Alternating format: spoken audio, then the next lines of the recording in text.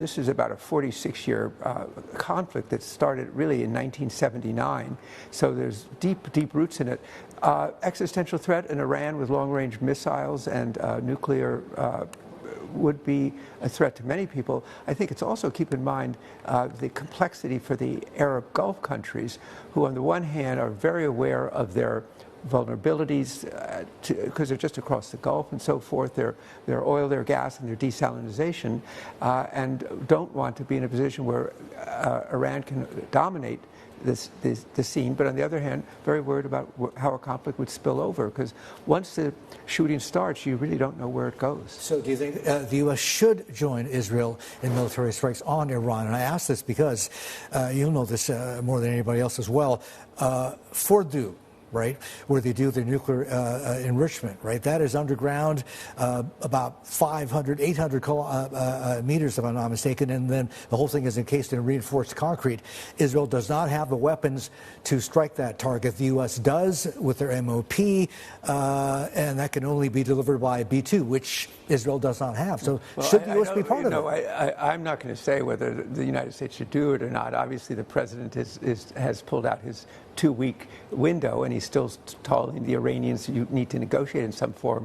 We shouldn't assume, however, that the Israelis don't have contingency plans if the U.S. doesn't get involved. I mean, they've obviously, look how well organized this has been from their point of view in terms of objectives. So there are other ways to hit Fordow, is what you're saying, I mean, right? The Israelis are not going to tell us that or announce that, but it's something that they've had to think about, because obviously that's the ultimate objective.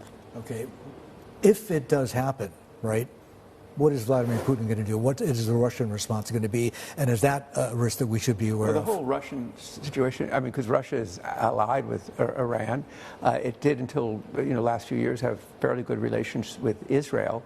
But I thought the strangest thing was the suggestion that Vladimir Putin be the mediator between Iran and Israel, given that he's now has a war that's gone over for 3 years.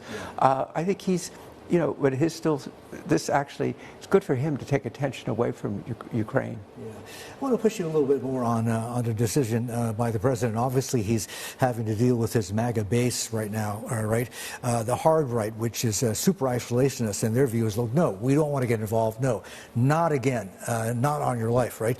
The president, we know, would prefer a diplomatic solution to talk this through, but he does seem to be leaning towards a practical solution, which could involve U.S. military strikes. Cy Hirsch, overnight was talking about how sources that have been talking to him think that it could happen as early as this weekend. Well, my own sense is that the next 3-5 days will be very critical. It's now been about a 7 weeks. Yeah, because things happen. He's not.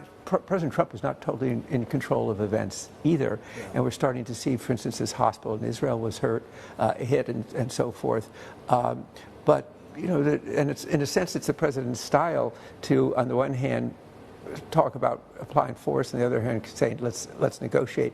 Now, we don't know what the negotiation would look like, what type of deal would be made. But obviously, by saying 2 weeks, he is leaving the door open for Iran.